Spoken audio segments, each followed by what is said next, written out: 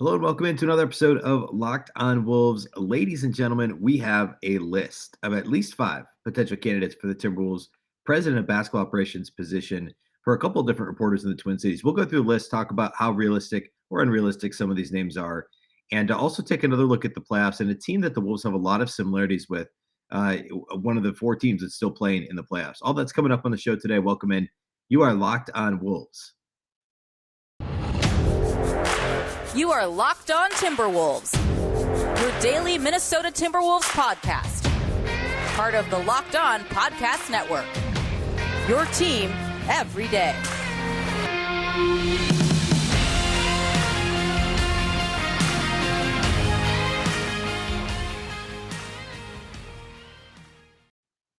Hello and welcome to the Locked on Wolves podcast, part of the Locked on Podcast Network, your team every day. My name is Ben Beecken. I'm the host of Locked on Wolves. I'd like to thank today's sponsor of Locked on Wolves, Sakara Nutrition.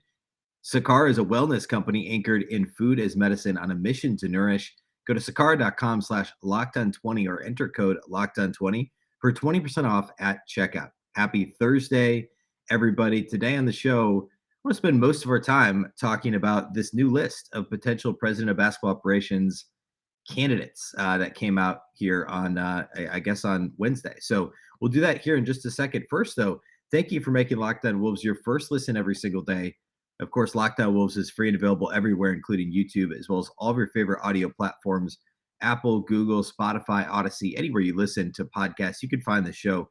You can also find us on Twitter at Locked on T-Wolves or my account at Beecken with 2 B's, 2 E's, CKEN.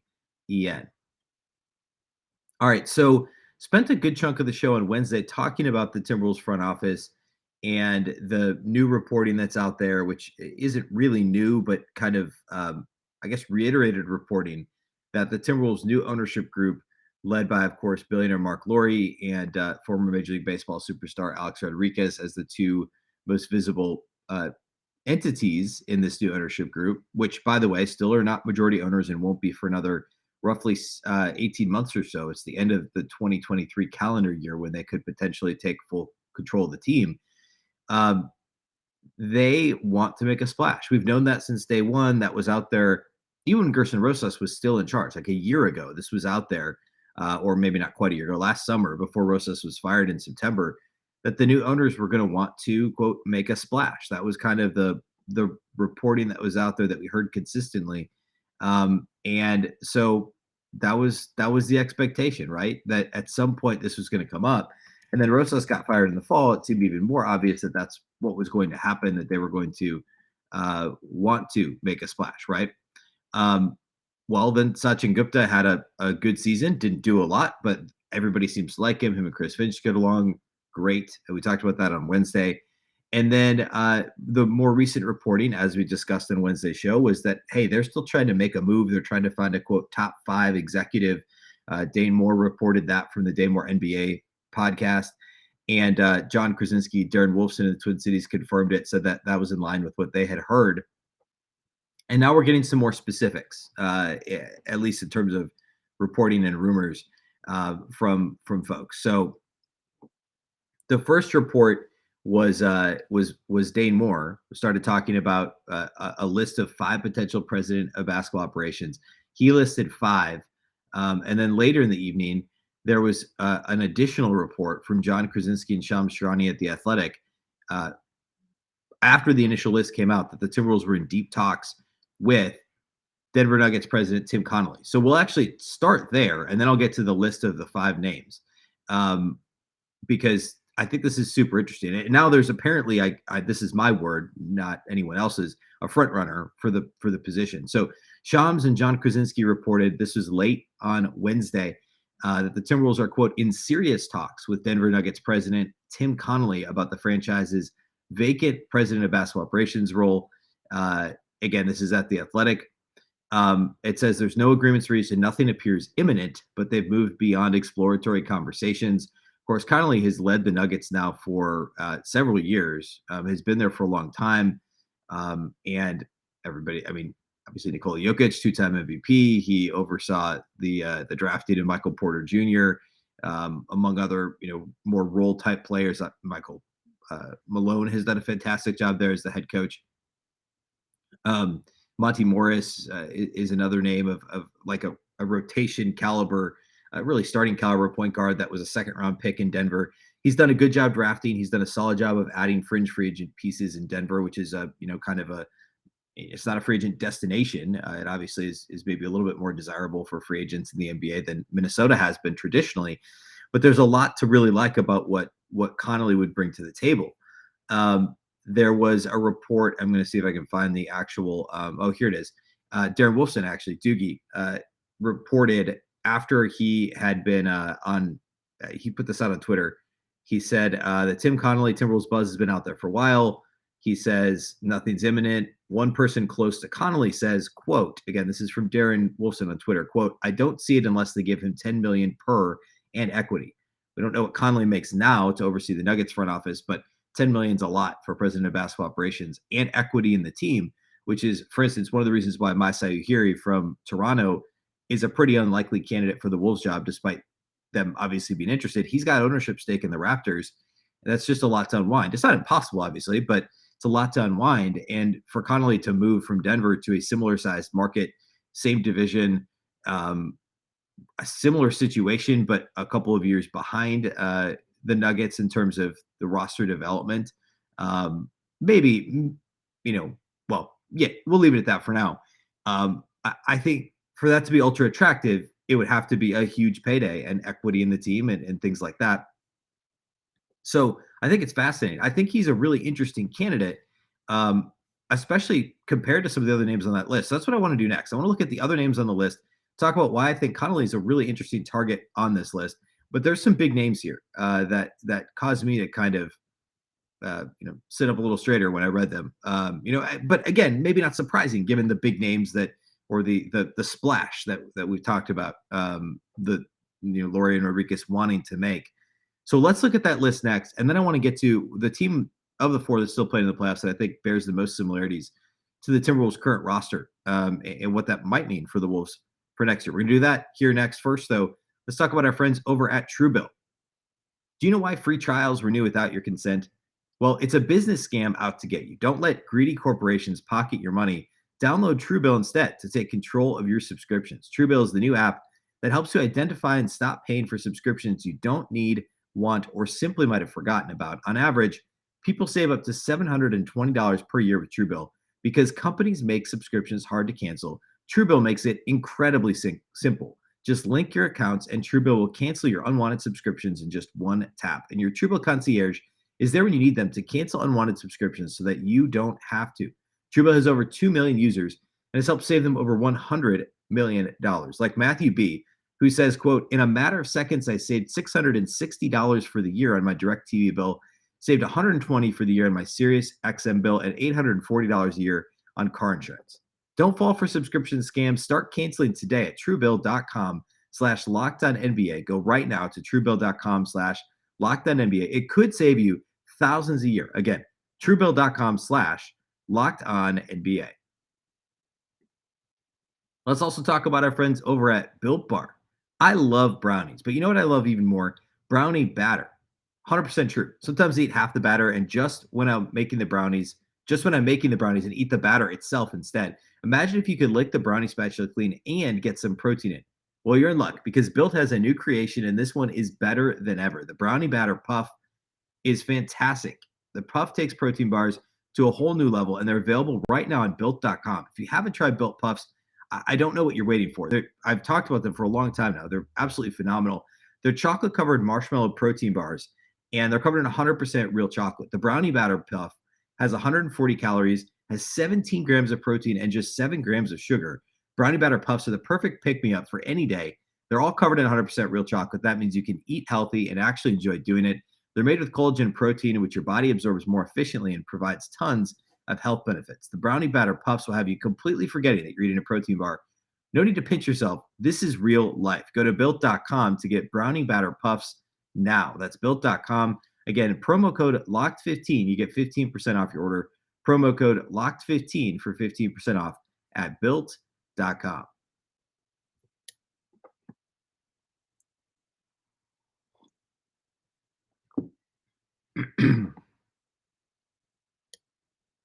One more big thank you for making Locked On Wolves your first listen every day. Now make sure to go check out the Locked On NBA Big Board. Host Rafael Barlow from NBA Draft Junkies and the author of the NBA Big Board newsletter is joined by Richard Stamen, Sam Ferris, and Leif Thulin, giving fans an in-depth look into the NBA draft, mock draft player rankings, and of course, big boards. It's free and available wherever you get podcasts. And of course, we're now into draft season. Next week is when I'm going to start ramping up Timberwolves specific draft coverage, what the Wolves might do with the 19th pick, their 3 second-round picks. So start your draft season. The lottery obviously was earlier this week. Kick it off by starting to listen to the Locked On NBA Big Board and get familiar with all the names on said big board. So be sure to do that. All right, let's talk about the rest of this list. So Tim Connelly, current Nuggets president, would come to Minnesota for the same title, probably only for a large raise, perhaps, and or stake in ownership. That's a possibility, and according to reports late in the evening from John Krasinski and Shams Charania of The Athletic, he is a front runner now. Was the language that they used, actually, the language they used to be inescapably accurate is that they're beyond exploratory conversations. He's a serious target. No agreements have been reached, and nothing appears imminent. Those are probably the 4 most important phrases. So in my mind, makes him the front runner. I think that's probably the best way to sum it up.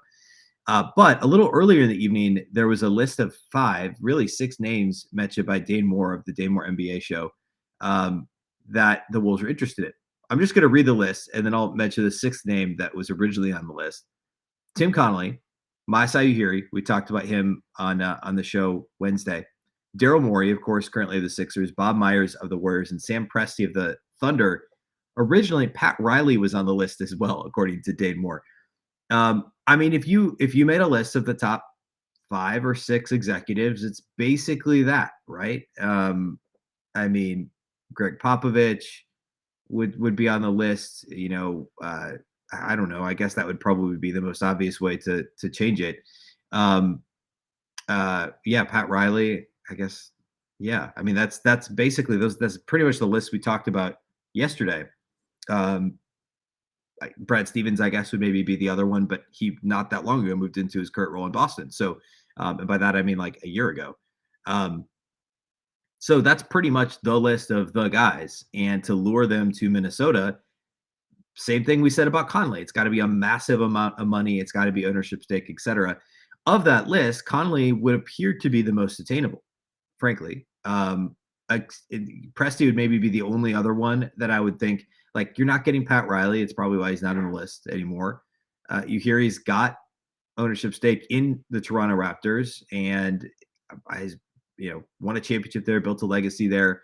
Obviously not to the extent of as what Pat Riley's done in Miami, but I don't think you're getting Ujiri. Daryl Morey hasn't been in Philly for that long and frankly has made some questionable decisions there. Bob Myers his team's still playing and has a good thing going in Golden State. We all know what they think about the rest of the front offices in the league based on the New York Times story from several years ago, or LA Times or whatever it was.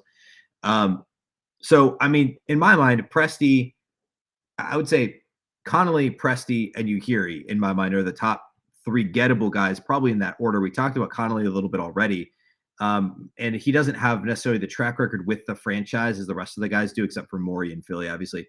But Pat Riley's synonymous with the Miami Heat at this point in his career. Ujiri has been in Toronto, of course, was in Denver previous to that. Bob Myers and Golden State are pretty inextricably tied together. So my side, I think, would be the third option. Not if you're ranking the options based on pure gettability, he wouldn't be third. But I think, or not gettability, in terms of just who you'd want in a vacuum with not considering other factors. I don't think they get my side, but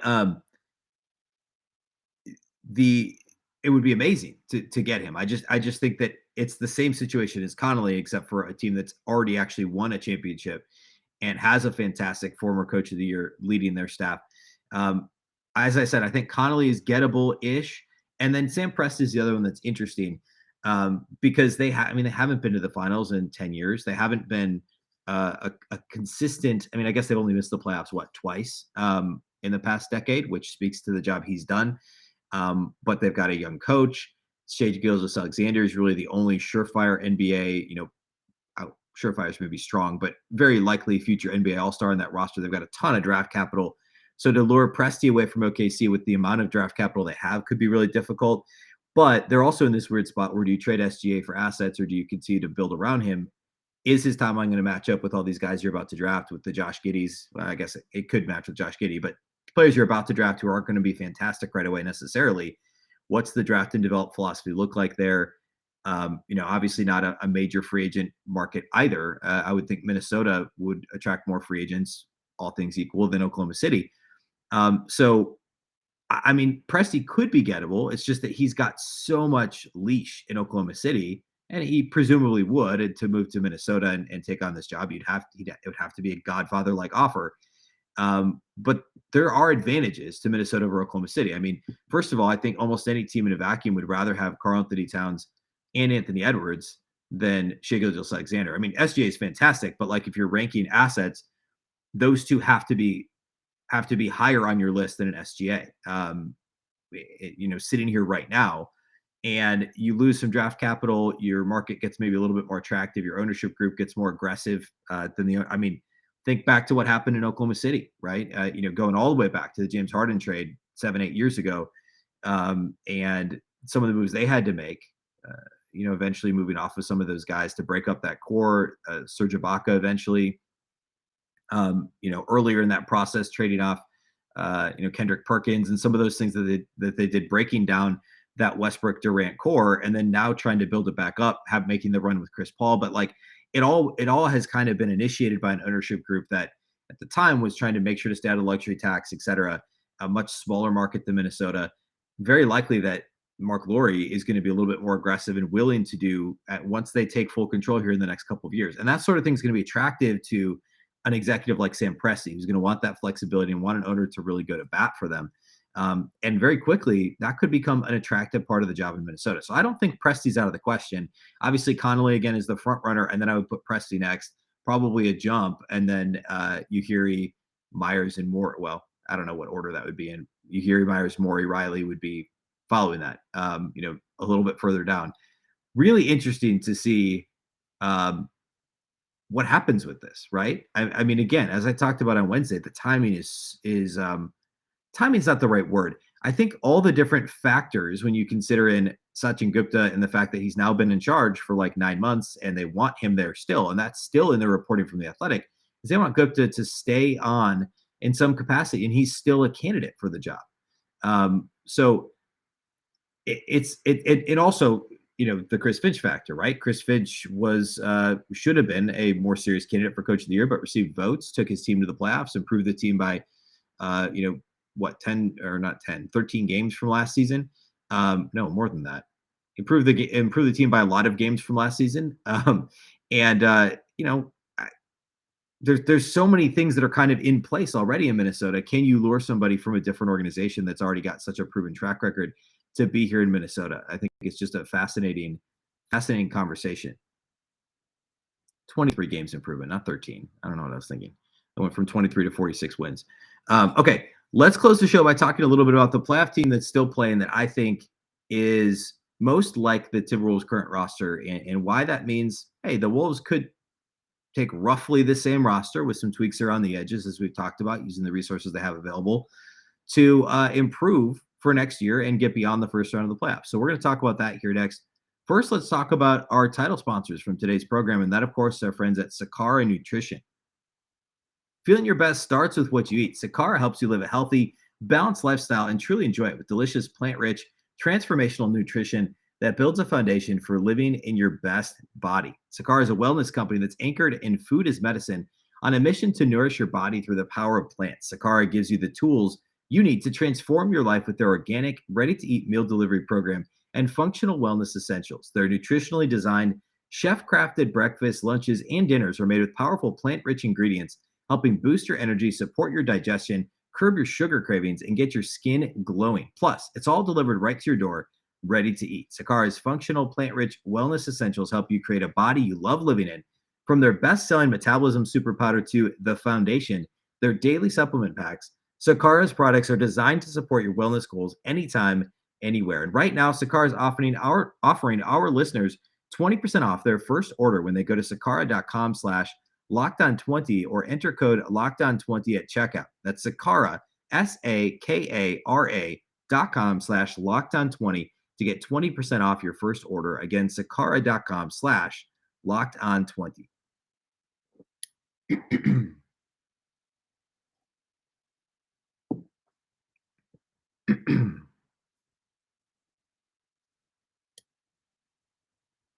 All right, so both conference finals are a game in. We saw on Wednesday a blowout, really, following what turned into a blowout on Tuesday night in the Eastern Conference Finals. On Wednesday, we saw Golden State run away from Dallas, really kind of from the start. They were up 9 at halftime, and then they were up 19 going to the fourth quarter. Ended up winning by what they win by 25. And By the way, this is a side note. Andrew Wiggins was a huge part of that win. He held Luka Doncic to 20 points and 18 shots and 7 turnovers. The Warriors basically played a box and one to try and defend Luka, which is an intelligent strategy. It's not something he hasn't seen entirely, or that he entirely hasn't seen before. But it completely locked Doncic down. Nobody else scored more than 17 points. Dinwiddie had 17 off the bench, but this was all about the Warriors' defense. They forced Dallas into 23% shooting on three-pointers, which, by the way, is not a bad segue to the point I wanted to make about the playoffs and the Timberwolves. Is Dallas is the team that's most like Minnesota of the teams remaining, right? They, in terms of personnel, in terms of the starting lineup and I guess playing essentially small ball, and the Wolves don't play small ball, but because of what they do defensively and because of Karl-Anthony Towns being on the perimeter more often, they don't play with any other real true bigs, and defensive rebounding is a struggle. That's the same for Dallas. Now, they were a better defensive rebounding team than Minnesota, while playing really a smaller lineup because they just do simply a better job of boxing out and crashing the glass. And they've just got an aggressive. Luka Doncic helps a lot being a big guard, but like Jalen Brunson's like barely over 6 feet tall, and he starts alongside Luka. Dwight Powell's undersized as a center and doesn't play heavy minutes for them. And even off the bench, Maxi Kleber is typically the one playing the backup center minutes these days for Dallas. And, especially after the Kristaps Porzingis trade earlier this season, the Mavs obviously decided, hey, we're comfortable playing small. We're comfortable, playing through Luka all the time, and letting our kind of key role players. Essentially, that's the rest of the team, right? There isn't a second star. Jalen Brunson is the closest thing at this point. They've obviously got guys who have played outstanding this year. Dinwiddie is one example, who, of course, they acquired in season. Reggie Bullock's had a fantastic season for them. But like when you think of the Wolves, you think of the big three, right? Or you think of Towns and Edwards. But they've got two guys in max contracts, and Towns and Russell. And Dallas is essentially Luka Doncic. They traded away Kristaps Porzingis, and this is Doncic and a bunch of role players. Now, of course, they just got beat by 25, and already with a team with one really high usage guy, they've gone further than people expected this year. I thought they'd be better than they were in the regular season, frankly, but they've figured out how to play with the one high usage guy. We'll see how that plays against Golden State. But my point here is that they play a smaller lineup. They more than hold their own on the glass, and they've been able to overcome the lack of true dynamic talent around Luka because Luka's been that good and because the scheme is so good. They shoot a ton of threes, just like Minnesota does. I was going to try and pull up the exact 3-point rate here for them, but like in this loss, right? They launched 48 threes in the loss to Golden State. They only made 23%, which is clearly a major issue for a team that shoots a ton of threes. So they shot 43 or 48 threes in the game. The Wolves, for comparison's sake, led the league in 3-point attempts per game at 41.3 attempts per game, and 3-point rate was third in the league for Minnesota. So they led the league in 3-point attempts per game, and Dallas attempted 7 more than Minnesota in this one playoff game in this loss. On the season, Dallas averaged 37.4 threes per game, which was 8th league-wide. 3-point rate wise,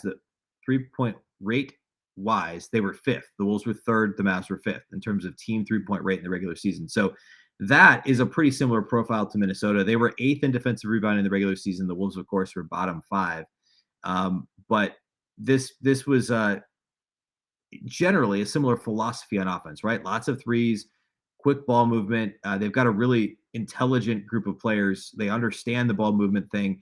And I mean, that goes a long way, as we've seen with Dallas. It's a deep, kind of even roster. In some senses, not too different than what we've seen Denver do. over the past couple of years, except obviously playing through Jokic instead of playing through a Doncic type player. But there's similarities there. And of course, when Dallas was really good a couple of years ago, they had Jamal Murray. There's been high hopes for Michael Porter Jr. There is a little bit more star power there when they're fully healthy, but we didn't see that this season. And Luka's just been fantastic, especially last round in the playoffs. But there are some similarities there between what Dallas does and what Minnesota is going to try and do. And obviously, a ton of credit goes to Jason Kidd, who was a much maligned hire and was not good in his previous head coaching stops. But their defense is fantastic. They're an aggressive defense. They're sixth in defensive rating in the regular season. They defensive rebounding is a big part of what they do, and they approach it a little bit differently than Minnesota because, like, for instance, their steal rate and their block rates are pretty low. It's more just a solid defense that understands what they're doing and knows their roles. Minnesota was a more aggressive, obviously blitzing defense, creating turnovers, trying to beat teams that way and get out and transition and run. Dallas was more than happy to play much slower, play solid half-court defense. In fact, Dallas was last in pace in the regular season. They had no problem walking the ball up the court. Minnesota was the exact opposite, first in pace, generating tons of turnovers, tons of steals, tons of blocks. Dallas was middle of the pack in terms of opponent turnover rate defensively, and they were bottom 5 in both steal and block rate as a team. So the defensive philosophy is different, but they still used a top 10 defense with unique personnel, and were able to rebound effectively, which is the piece the Wolves were missing the most. And then on offense, launched tons of threes, make the right pass, play their entire offense through Luka Doncic, just how the Wolves should be playing their entire offense through Karl-Anthony Towns, although they've got Anthony Edwards, obviously, is the other piece that the Mavs don't have. So I just think there's a lot more similarities there than there are between the Wolves and, say, Golden State or the Wolves in Miami or even the Wolves in Boston. I would say Dallas is the closest thing to what the Wolves are. It's going to be a lot of fun as the Wolves continue to get better to see the Wolves-Mavs matchups here moving forward in the West. The Wolves only had to play Luka, I think, once this year. I believe he missed a couple of their matchups. So it'll be fun to see that next year and beyond. All right, we'll obviously keep an eye on the POBO, the President of Basketball Operations, search for the Timberwolves here. The plan is now Friday, after this kind of really breaking news late Wednesday, Friday to do the Karl-Anthony Towns season review, and then next week, basically all draft stuff, and then obviously keeping a pulse on this situation. So please make sure to stay tuned to the show. Make sure that you're following and subscribed. Thank you to those of you that do make the show your first listen every day. Of course, you can find Locked On Wolves anywhere, including YouTube, Apple, Google, Spotify, and Odyssey. You can also follow on Twitter at Locked On T-Wolves and at Beecken with 2 B's, 2 E's, C-K-E-N. That's all we have for you today. Thanks again for listening to Locked On Wolves, part of the Locked On Podcast Network. Remember, the Locked On Network is your local experts on all the biggest stories. As long as you're making us your first listen, please consider making your second listen Locked On NBA. From the first jump ball to play into the last possession of the finals, Locked On experts take you deep inside the playoffs with insight and analysis affecting all 30 teams. Once again, I'm Ben Beecken. This is the Locked On Wolves podcast, and we'll catch you next time.